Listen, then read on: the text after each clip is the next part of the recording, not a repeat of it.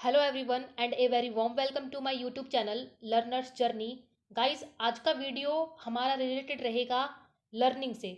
देखिए गाइस, ये जो चैनल है लर्नर्स जर्नी, यहाँ पे रीड 2020 टारगेट नाम से एक स्पेशल सीरीज चलवाई जा रही है, जिसमें कंप्लीट आपका सीडीपी का कोर्स कवर किया जा रहा है, जिसमें आपको कोर्स के साथ साथ प्रीवियस ईयर क्वेश्चन पेपर्स भी करवाए जाएंगे। तो गाइस, अगर आप रीड के लिए तैयारी कर रहे हैं या सी टेट के लिए या फिर किसी भी टीचिंग एग्जाम से रिलेटेड अगर आप लोग तैयारी कर रहे हैं, तो आप इस चैनल को सब्सक्राइब कर दीजिए, क्योंकि यहाँ पे सीडीपी का कोर्स कंप्लीट अच्छी तरह से करवाया जाता है, Hindi as well as English दोनों मीडियम को ध्यान में रखते हुए। देखिए गाइज, सबसे पहले तो मैं आपको एक अपडेट देना चाहती हूँ। गाइज, जो हमारी लास्ट की वीडियोज़ हुई थी रीड 2020 टारगेट स्पेशल को ध्यान में रखते हुए, तो आज का ये थर्ड वीडियो रहेगा। इससे पहले हम लोग दो टॉपिक कंप्लीट कर चुके हैं, चाइल्ड डेवलपमेंट वाला टॉपिक ग्रोथ एंड डेवलपमेंट, और दूसरा वंशानुक्रम और वातावरण यानी कि हेरिडिटी और एंड एनवायरनमेंट। तो ये दोनों टॉपिक कंप्लीट हो चुके हैं। इनकी वीडियोस अगर आप लोगों ने नहीं देखी तो आप लोग प्लेलिस्ट में जाके देख सकते हो, क्योंकि गाइज यहाँ पे हम लोग सीरीज वाइज चलते हैं। जो भी आपका रीड का सिलेबस है, तो सिलेबस में सीरीज वाइज हम लोग टॉपिक्स को कवर करते हैं। और जो प्लेलिस्ट का सबसे पहला वीडियो हुआ था, तो उस वीडियो में हम लोगों ने डिस्कस किया था रीड का पैटर्न और सिलेबस, और एज वेल एज हम लोगों ने प्रीवियस ईयर क्वेश्चन पेपर्स जो आपके लास्ट 2018 में जो क्वेश्चन पेपर आपके आए थे रीड में लेवल 1 और लेवल 2, तो वो दोनों एग्ज़ाम वहाँ पे सॉल्व करवा रखे हैं। तो अगर आप लोग प्रीवियस ईयर पेपर देखना चाहते हो तो वहाँ पे जाके आप लोग चेक कर सकते हो। और अगर सिलेबस और पैटर्न अगर आप लोग देखना चाहते हो तो इस जो प्लेलिस्ट का जो फर्स्ट वीडियो है, वो रीड के syllabus as well as pattern दोनों को वहाँ पे अच्छी तरह से डिस्कस कर रखा है। तो गाइज देखिए, हमने लास्ट वीडियो में दो टॉपिक डिस्कस कर लिए थे। पहला टॉपिक बाल विकास, ये अपना हो चुका है कंप्लीट, ठीक है। और दूसरा टॉपिक था वंशानुक्रम एवं वातावरण की भूमिका, यानी कि चाइल्ड डेवलपमेंट के अंदर वंशानुक्रम और वातावरण का क्या रोल है, हेरिडिटी और एनवायरनमेंट का रोल।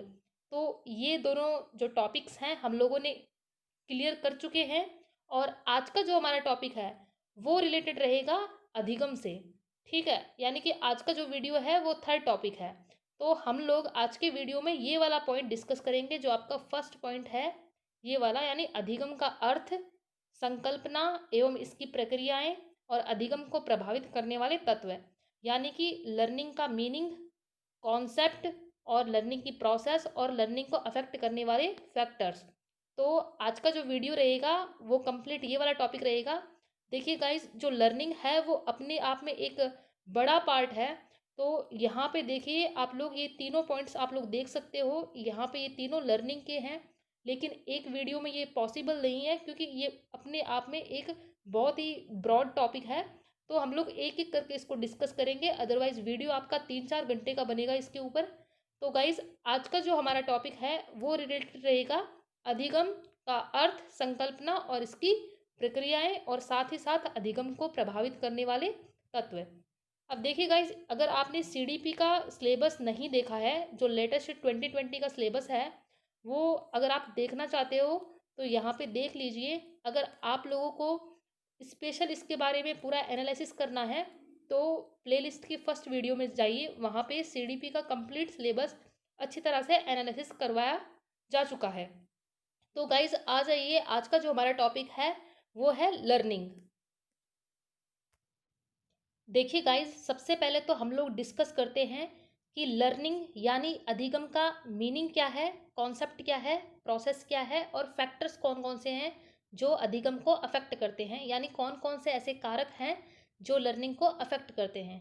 तो गाइज, सबसे पहले आप लोग इसके डेफिनेशन पे आ जाइए कि बेसिक लर्निंग होता क्या है। तो यहाँ पे मैंने आपको दो डेफिनेशन बता रखी है। पहली आपकी डेफिनेशन है गेट्स के द्वारा दी गई, और गेट्स के साथ में उसके कुछ अन्य साथी भी थे, और दूसरी आपकी डेफिनेशन है रॉबिन के द्वारा दी गई, ठीक है। तो ये कुछ एक इम्पोर्टेंट डेफिनेशंस हैं, इनसे आपको लर्निंग का मीनिंग अच्छी तरह से क्लियर होगा। तो गाइज, यहाँ पे गेट्स क्या कहते हैं, गेट्स कहते हैं कि अनुभव व प्रशिक्षण के आधार पर व्यवहार में किया गया परिवर्तन, यानी गेट्स कहते हैं कि लर्निंग एक ऐसा चेंज है, यानी फिर ऐसा मॉडिफिकेशन है किस चीज़ के अंदर, आपके बिहेव में, जो किसके आधार पर होता है, आपके अनुभव के आधार पर और साथ ही साथ प्रशिक्षण के आधार पर। यानी आपके जो एक्सपीरियंस होते हैं और आपकी जो ट्रेनिंग होती है, उनके द्वारा क्या होता है, आपका एक व्यवहार में चेंज आता है। और उसी चेंज को, उसी मॉडिफिकेशन को हम लोग क्या कहते हैं, अधिगम कहते हैं। तो एक डेफिनेशन अपनी गेट्स वाली हो गई। जो नेक्स्ट डेफिनेशन है वो रॉबिन्स ने दी है। उन्होंने कहा है कि अधिगम व्यवहार में परमानेंट चेंज होता है। ठीक है, लर्निंग ये नहीं होता कि एक बार आपने कुछ कोई चीज़ सीखी और थोड़ी देर बाद में आप उस चीज़ को छोड़ दोगे। लर्निंग हमेशा परमानेंट चेंज होता है। तो यहाँ पे अधिगम आपका स्थिर रहेगा और अधिगम चलता रहता है जीवन पर्यंत। तो आपको आई होप ये डेफिनेशन समझ में आई होंगी। तो जो बेसिक लर्निंग का मीनिंग है, डेफिनेशन है, वो हम लोगों ने क्लियर कर चुके हैं। अब आ जाइए नेक्स्ट टॉपिक पे। नेक्स्ट पॉइंट कहता है कि अधिगम की विशेषताएं। अब देखिए लर्निंग की क्या क्या विशेषताएं होती है। ठीक है, अधिगम की कौन कौन सी एक कैरेक्टरिस्टिक्स हैं। तो देखिए सबसे पहली बात, लर्निंग आपकी लाइफ लॉन्ग प्रोसेस है। मतलब जीवन पर्यंत चलने वाली प्रक्रिया। मतलब लर्निंग आप, ऐसा नहीं है कि सिर्फ कुछ एक पर्टिकुलर स्टेज तक आप लर्निंग सीखोगे। आप पूरी लाइफ के अंदर आप की जो लर्निंग होएगी वो आपकी कॉन्टिन्यूअस चलती रहेगी। ठीक है, तो ये क्या है, एक जीवन पर्यंत चलने वाली प्रक्रिया। सेकंड कैरेक्टरिस्टिक है कि अधिगम एक बदलाव होता है। ठीक है, लर्निंग चेंज होता है, वो हम लोगों ने गेट्स वाली डेफिनेशन में भी डिस्कस कर लिया है। थर्ड पॉइंट है कि अधिगम उद्देश्यपूर्ण होता है। देखिए उद्देश्यपूर्ण अधिगम क्यों होता है, अगर आपको, आपका कोई ऑब्जेक्टिव है, आपका कोई एम है, कोई गोल है, अगर आप उसे प्राप्त करना चाहते हो तो आप उसके लिए मेहनत करोगे और उसके लिए क्या करोगे, अपने अंदर परमानेंट चेंज करोगे, अधिगम करोगे आप। ठीक है, तो ये क्या होता है, एक उद्देश्यपूर्ण होता है। आपके सामने कोई उद्देश्य होगा तभी आप लोग उस चीज़ को सीखोगे, तभी अधिगम होगा। अगर आपके आगे उद्देश्य नहीं है तो आप अधिगम नहीं करोगे। ठीक है, तो आई होप आपको ये वाला पॉइंट समझ में आया होगा। आ जाइए फोर्थ पॉइंट पे। देखिए फोर्थ पॉइंट क्या कहता है कि लर्निंग एक समायोजन है। यानी कि अधिगम एडजस्टमेंट है। मतलब कोई भी ऐसी, ऐसा टाइम आया जहाँ पे आपको अपने आप को चेंज करना है। क्योंकि अगर एनवायरनमेंट के अकॉर्डिंग अगर आपको ढलना है तो वहाँ पे चेंज आपको करना पड़ेगा। और जब भी आप चेंज करोगे अपने व्यवहार के अंदर तो उस टाइम क्या होगा, अधिगम होगा। ठीक है, जब भी आप अपने व्यवहार के अंदर मॉडिफिकेशन करोगे तो वो लर्निंग होगी। आ जाइए फिफ्थ पॉइंट पे। ये कहता है कि लर्निंग क्या है, सार्वभौमिक प्रक्रिया है। यानी लर्निंग, अधिगम आपका यूनिवर्सल प्रोसेस होता है। देखिए यूनिवर्सल इसलिए बोला है यहाँ पे, सार्वभौमिक इसलिए बोला है क्योंकि केवल एक मानव ही नहीं होता जिसमें लर्निंग होती है। मानव के साथ साथ जो जीव जंतु होते हैं उनमें भी लर्निंग होती है। ठीक है, तो सभी प्रकार के जो प्राणी हैं, जंतु जगत के, प्राणी जगत के, ठीक है, तो सभी में लर्निंग होती है। इसलिए यहाँ पे कहा है कि जो अधिगम है वो एक सार्वभौमिक प्रक्रिया है। आ जाइए अगले पॉइंट पे। देखिए नेक्स्ट पॉइंट कहता है कि अधिगम को प्रभावित करने वाले कारक कौन कौन से हैं। देखिए जो फैक्टर्स हैं वो दो तरह के होते हैं जो कि आपके अधिगम को प्रभावित करेंगे। पहला कारक तो आपका पर्सनल फैक्टर होएगा। ठीक है, जो व्यक्तिक जो कारक होते हैं वो। और दूसरा होएगा आपका एनवायरमेंटल फैक्टर, यानी कि जो वातावरणीय कारक हैं वो वाले।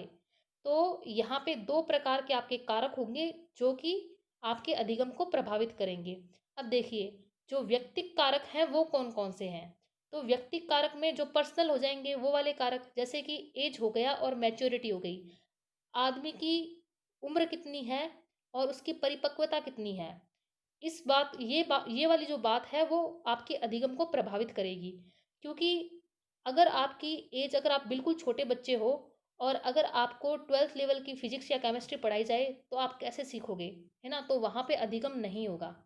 अधिगम कब होगा, जब आपकी जो एज है वो ट्वेल्थ क्लास के बच्चे की एज के बराबर हो, तभी आप लोग वहाँ पे सीख पाओगे। और साथ ही साथ आपका जो मेंटल लेवल है वो परिपक्व होना चाहिए, मैच्योर होना चाहिए उस चीज़ को समझने के लिए। तो ये वाला एक पर्सनल फैक्टर है जो अधिगम को प्रभावित करता है, उम्र और परिपक्वता। देखिए जो दूसरा पॉइंट है उसमें है फिजिकल और मेंटल हेल्थ।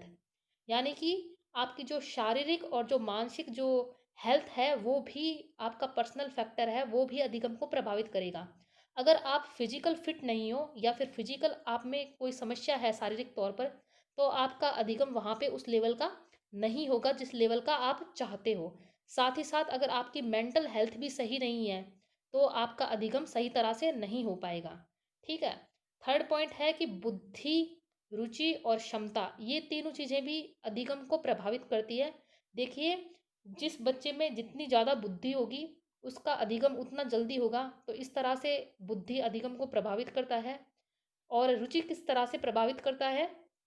जिस बच्चे में सीखने के प्रति ज़्यादा रुचि होगी, तो जो बच्चा पहले से ही एंथुजियास्टिक है, तो उसका अधिगम जल्दी से होगा। और जिस बच्चे में क्षमता होगी, तो उस बच्चे का अधिगम जल्दी से होगा। ठीक है।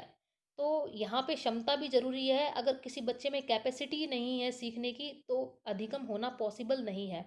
तो ये वाला पर्सनल फैक्टर है जो कि अधिगम को प्रभावित करता है। जो फोर्थ फैक्टर है वो है व्यवहार या परिदृश्य। मतलब एक बच्चे का किस तरह का एटीट्यूड है सीखने के प्रति। तो अगर बच्चा स्मार्ट वे में काम करता है, तो बच्चे की लर्निंग फास्ट होती है। ठीक है। और बच्चा एक ढीला ढाला सा क्लास में बैठा रहेगा और कंसंट्रेट नहीं करेगा, तो अधिगम वहाँ पे नहीं होगा। तो जो एटीट्यूड है बच्चे का, वो भी बहुत इम्पोर्टेंट है यहाँ पे अधिगम में। ठीक है। जो अगला पॉइंट है वो है अभिप्रेरणा। अगर कोई बच्चा सीखने के लिए अभिप्रेरित नहीं होगा, मोटिवेटेड नहीं होगा, तो वो सीखेगा कैसे? ठीक है। किसी भी चीज़ को सीखने के लिए बच्चे को मोटिवेशन की आवश्यकता होती है और वो टीचर उन्हें प्रोवाइड करवाते हैं। तो एक बच्चे में यदि मोटिवेशन जिस लेवल का होगा उसी लेवल की उसमें लर्निंग होगी। अगर कोई बच्चा ज़्यादा मोटिवेटेड है, तो उसमें ज़्यादा तेज़ी से अधिगम होगा। और अगर कोई बच्चा कम अभिप्रेरित है, तो उसमें अधिगम की जो प्रक्रिया होगी वो धीमी रफ्तार से होगी। तो आ जाइए सिक्स पॉइंट पे।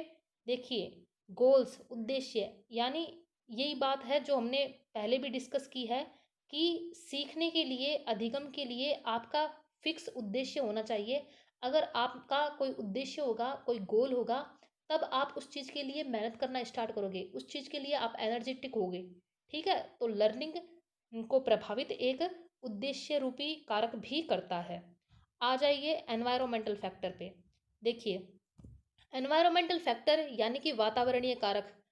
वातावरणीय कारक कौन से हो जाएंगे? Physical factor. देखिए, जो शारीरिक वातावरण है बच्चे का, वो भी एनवायरमेंटल फैक्टर में आ जाएगा। हालांकि जो फिजिकल और मेंटल हेल्थ थी वो यहाँ पे पर्सनल फैक्टर में भी आई थी। ठीक है। लेकिन जो आपका शारीरिक वातावरण है वो आपका एनवायरमेंटल फैक्टर में भी आ जाएगा। ठीक है। दूसरा है सामाजिक वातावरण। यानी एक बच्चे का सामाजिक वातावरण कैसा है, तो सामाजिक वातावरण बच्चे के अधिगम को प्रभावित करता है। यानी अगर एक बच्चा क्लास में पढ़ने जाता है और वहाँ पे सामाजिक वातावरण सही नहीं है, यानी कि अगर वहाँ का जो स्टाफ है वो बच्चे के साथ में कोऑपरेट नहीं कर रहा, या फिर वहाँ पे जो फैसिलिटीज़ हैं क्लासरूम में वो अच्छी नहीं है, या फिर जो टीचर है वो फ्रेंडली बिहेवियर वाला टीचर नहीं है, तो ये जो सामाजिक वातावरण होगा वो भी एक वातावरणीय कारक में आ जाएगा, एनवायरमेंटल फैक्टर में आ जाएगा, और ये अधिगम को प्रभावित करेगा। देखिए, समय भी एक ऐसी चीज़ है जो अधिगम को प्रभावित करती है।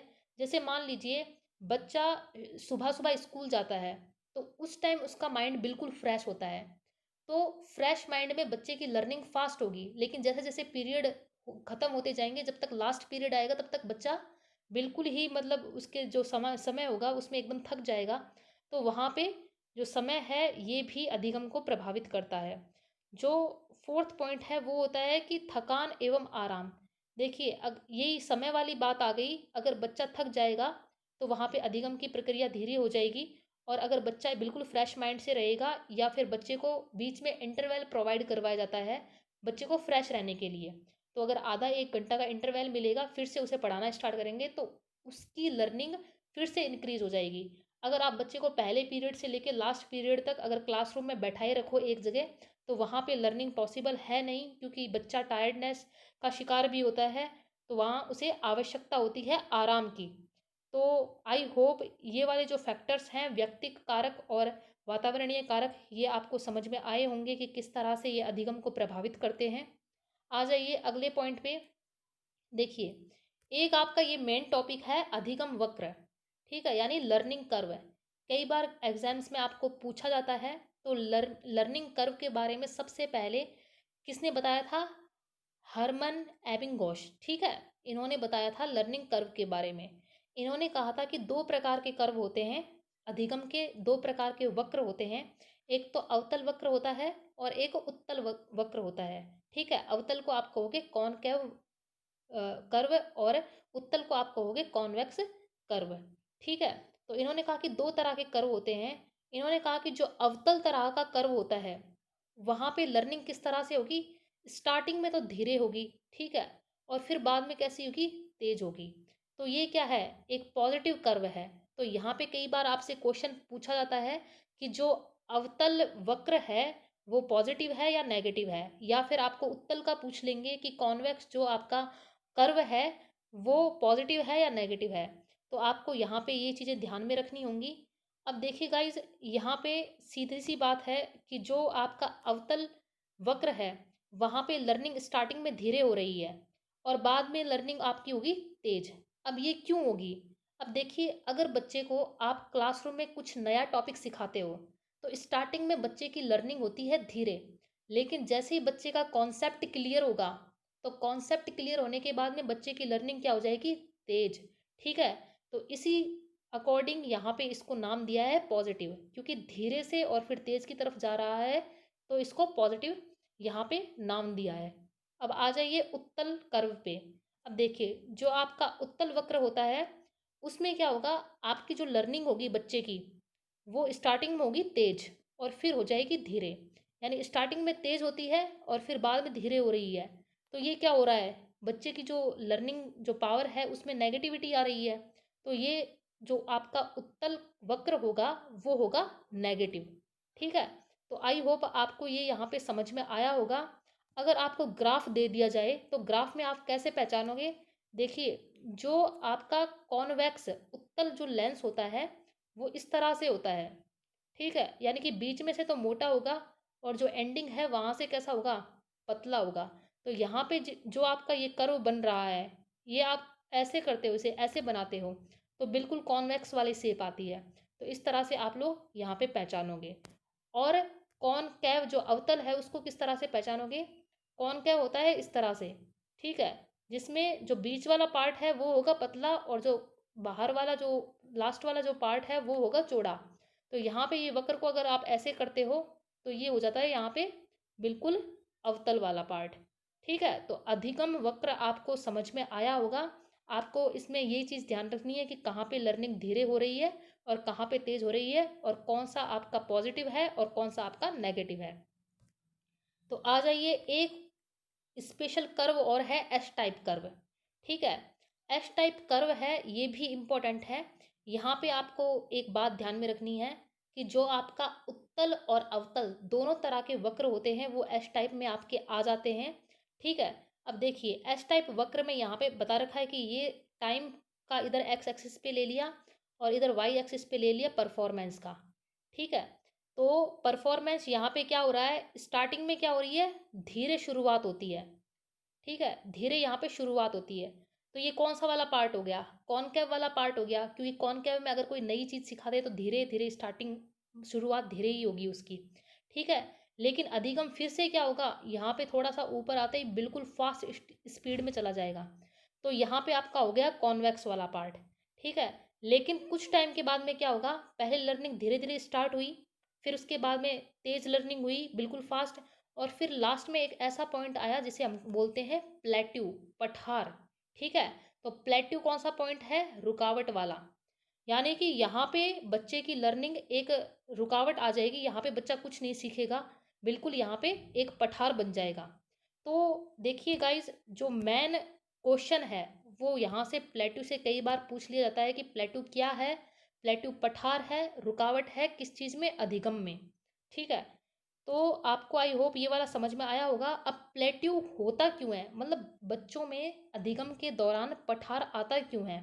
तो पठार आने के कारण कई सारे दे रखे हैं। अब देखिए, पठार आने का कारण सबसे पहले, अब देखिए, अगर बच्चा सीख नहीं रहा है तो क्यों नहीं सीख रहा है?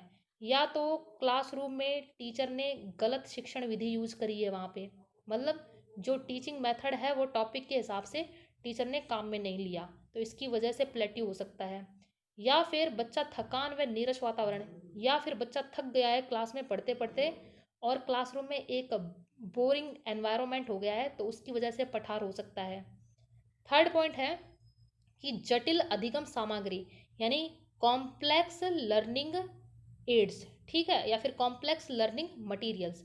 अगर आपने क्लासरूम में बच्चे को ऐसे कॉम्प्लेक्स मटेरियल्स लिए पढ़ाने के लिए जो बच्चे को समझ में ही नहीं आया, मतलब अगर आप छोटी क्लास में बच्चे को कोई टॉपिक पढ़ाते पढ़ाते हो और अगर आप जो बड़ी क्लासेस 11वीं 12वीं में जो इंस्ट्रूमेंट यूज़ आते हैं वो ले जाके अगर आप लोग माइक्रोस्कोपिक चीज़ें पढ़ाने लग जाओगे, तो वहाँ पे ये जटिल अधिगम सामग्री हो जाएगी और वहाँ पे पठार आने का कारण है। तो आपको बच्चों के लेवल के अकॉर्डिंग ही उन्हें पढ़ाना है, ठीक है। नेक्स्ट पॉइंट है रुचि व अभिप्रेरणा में कमी। अगर बच्चे को पढ़ते पढ़ते रुचि खत्म हो गई, या फिर उसे पहले से ही रुचि नहीं है, या फिर पहले से ही बच्चे को मोटिवेशन की कमी है, तो उस टाइम भी आपका पठार आ जाएगा, उस टाइम भी आपका अधिगम रुक जाएगा। लास्ट पॉइंट है कि सही शिक्षक का अभाव। अगर क्लासरूम में टीचर ही सही नहीं है, ना तो टीचर एंथुजियास्टिक है और ना ही वो इंटरेस्टेड है टीचिंग लर्निंग मटेरियल्स यूज़ करने में, तो जब ऐसा टीचर होगा तो उस टाइम बच्चे भी क्या होंगे, वहाँ पे लर्निंग को अफेक्ट करेगा ये एकदम बिल्कुल बुरी तरह से, और बच्चे बिल्कुल नहीं सीख पाएंगे और उस टाइम क्या होगा, ये एक पठार का कारण बनेगा और अधिगम में रुकावट होगी। तो पठार के कारण ये कुछ एक हो सकते हैं। आई होप आपको समझ में आया होगा। आ जाइए अगले पॉइंट पे।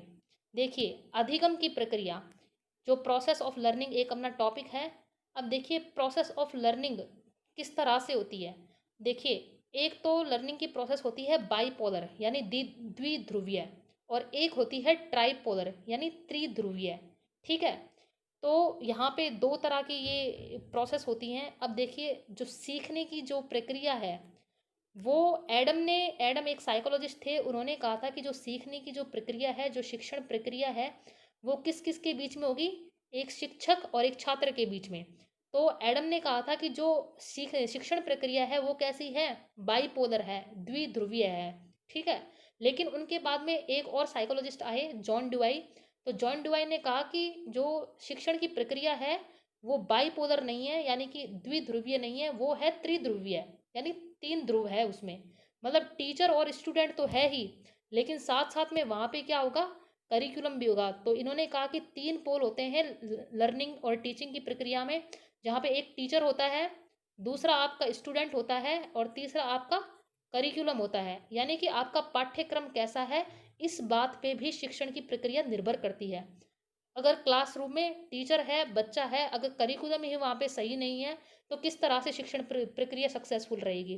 तो इन्होंने कहा कि 3 जो पोल होते हैं उस तरह से ये प्रोसेस चलती है। शिक्षक, छात्र और पाठ्यक्रम के बीच में जो प्रक्रिया चलती है उसे ही शिक्षण प्रक्रिया कहते हैं। आई होप आपको ये समझ में आया होगा। अब देखिए हम लर्निंग के कई सारे पक्ष डिवाइड करते हैं, यानी अधिगम के कई सारे पक्ष होते हैं, डोमेन्स होते हैं लर्निंग के।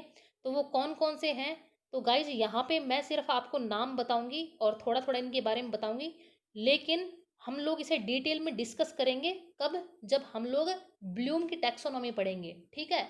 बेंजामिन ब्लूम ने जो टैक्सोनॉमी दी थी, तो जब हम लोग उस टैक्सोनॉमी के बारे में कंप्लीट डिस्कशन करेंगे तो उस टाइम हम लोग ये सारी चीज़ें पढ़ेंगे। अब देखिए अधिगम के 3 तरह के पक्ष हैं। एक तो क्रियात्मक पक्ष यानी कि साइकोमोटर, दूसरा है संज्ञानात्मक पक्ष, और तीसरा है भावात्मक पक्ष यानी साइकोमोटर, कॉग्निटिव और अफेक्टिव। अब देखिए क्रियात्मक पक्ष अधिगम का ऐसा पक्ष है जहाँ पे बच्चे क्रिया करके सीखते हैं, ठीक है। यहाँ पे लर्निंग बाय डूइंग का सिद्धांत फॉलो होता है, यानी कि करके सीखने का सिद्धांत। तो क्रियात्मक बच्चे एक्शन करेंगे और वहाँ पे सीखेंगे। संज्ञानात्मक में क्या है, बच्चों के दिमाग से रिलेटेड, संज्ञान से रिलेटेड अगर बच्चा कोई भी एक्टिविटी करता है तो वो संज्ञानात्मक पक्ष होगा। और भावात्मक में क्या होता है, भावात्मक में बच्चे की जो भावनाएं होती हैं, जो इमोशंस होते हैं, तो उसके द्वारा जो लर्निंग होती है तो वो अफेक्टिव में आ जाएगा। तो इस तरह से ये अधिगम के 3 पक्ष हैं, आपको ये ध्यान में रखने चाहिए। कई बार आपसे क्वेश्चन पूछ लेता है कि जो बेंजामिन ब्लूम ने जो टैक्सोनॉमी दी थी उसमें कौन सा एक पक्ष है जो नहीं दिया था। तो 4 ऑप्शन आपको वहाँ पे दिए हुए होंगे, जिनमें से 3 ऑप्शन में आपको ये मिल जाएगा, एक कुछ आपको अलग से दे देंगे। तो ध्यान में रखना कि ये जो वाले 3 ऑप्शंस हैं वो हैं पक्ष, और कोई एक जो दूसरा होगा उसे आपको टिक करना है, नहीं है उसमें। ठीक है, आ जाइए नेक्स्ट पॉइंट पे। अब देखिए नेक्स्ट पॉइंट क्या कहता है कि अधिगम कितने प्रकार से हो सकता है, लर्निंग कितने प्रकार से हो सकती है। तो देखिए 3 तरह से हो सकती है, एक तो इनफॉर्मल तरीके से, एक फॉर्मल तरीके से, और एक नॉन फॉर्मल तरीके से। अब देखिए गाइज, इनफॉर्मल तरीके से कब होगी, यहाँ पे बच्चे को अधिगम कहीं भी हो सकता है। बच्चे को यहाँ पे एक पर्टिकुलर जगह, जैसे कि स्कूल हो गया, कॉलेज हो गया, कोई टीचिंग इंस्टीट्यूट्स हो गया, वहाँ जाने की आवश्यकता नहीं है। बच्चा कहीं भी सीख सकता है, अपने घर में सीख सकता है, ठीक है, खेल के मैदान में सीख सकता है, कहीं पे बच्चा अगर घूमने गया है तो वहाँ पे सीख सकता है। तो इनफॉर्मल वे में यहाँ पे अधिगम इस तरह से होता है। फॉर्मल वे में अधिगम कैसे होगा, फॉर्मल से ही आप नाम समझ लीजिए, जहाँ पे फॉर्मल यूनिफॉर्म चलती हैं, ठीक है, जैसे कि कॉलेज हो गया, इंस्टीट्यूट हो गए, ठीक है, और या फिर स्कूल हो गए। तो यहाँ अधिगम के लिए बच्चे को एक फिक्स जगह पे सीखने के लिए जाना पड़ता है, ठीक है। और जो थर्ड पॉइंट है वो है नॉन फॉर्मल। अब नॉन फॉर्मल में क्या होता है, नॉन फॉर्मल में जो आपके ओपन कोर्सेज आते हैं वहाँ पे बच्चा जाके सीखता है, ठीक है, मतलब जाने की आवश्यकता नहीं है। जैसे आपके ओपन यूनिवर्सिटीज़ हो गई, जैसे कोटा ओपन यूनिवर्सिटी हो गई, इग्नू हो गई, ठीक है। तो इस तरह के कई सारे कोर्सेज होते हैं जहाँ जहाँ पे जाने की आपको आवश्यकता नहीं होती, आप ओपन वे में उसे कर सकते हो घर से बैठ करके। तो इस तरह की चीज़ें नॉन फॉर्मल हो गई। तो अधिगम 3 प्रकार से होता है। आई होप आपको ये वाला टॉपिक समझ में आया होगा। अब देखिए गाइज, लर्निंग अपने आप में एक बहुत बड़ा टॉपिक है। तो जो लर्निंग के 3 पॉइंट्स अपने सिलेबस में दे रखे हैं, तो उसमें से जो पहला पॉइंट है वो हम लोगों ने डिस्कस कर लिया है। दूसरा पॉइंट है वो भी हम लोग डिस्कस कर लेंगे। डिस्कस तो सारे ही होने हैं, लेकिन हम लोग लर्निंग वाला जो टॉपिक है इसको डिवाइड कर करके डिस्कस करेंगे, क्योंकि कई सारी लर्निंग की थ्योरीज होती हैं। तो सारी जितनी भी थ्योरीज हैं सभी को एक वीडियो में करवाना पॉसिबल नहीं है। तो अभी अपना एग्ज़ाम भी नहीं आया, तो अपन आराम आराम से ये सारी थ्योरीज एक एक वीडियो में करेंगे और अच्छी तरह से इसको समझते हुए चलेंगे। तो आई होप आपको ये वाला टॉपिक समझ में आया होगा। देखिए गाइज, अगर आपको ये पढ़ाया हुआ समझ में आता है और अगर आपको बिल्कुल स्टार्टिंग से रीट के लिए तैयारी करनी है, तो आप जाइए, रीट टारगेट 2020 नाम से एक प्लेलिस्ट बना हुआ है। वहाँ पे पैटर्न से लेके सिलेबस से लेके प्रीवियस ईयर जो आपका लेटेस्ट 2018 में हुआ है वो एग्ज़ाम, लेवल 1 और लेवल 2, इन सब से लेके और सीरीज वाइज आपके टॉपिक्स हैं वो आपको करवाए जा रहे हैं। तो अगर आपको ये समझ में आए तो आप लोग मुझसे ज्वाइन हो सकते हो। So guys, thank you, bye bye, take care, मिलते हैं नेक्स्ट वीडियो में। So guys, I hope this session will be helpful for all of you in any form. If you like this video, then subscribe Learner's Journey and press the bell icon for more notification, and share it with your colleagues, and do not forget to leave your comment in comment section for your valuable feedback. Thank you guys. Thanks for watching.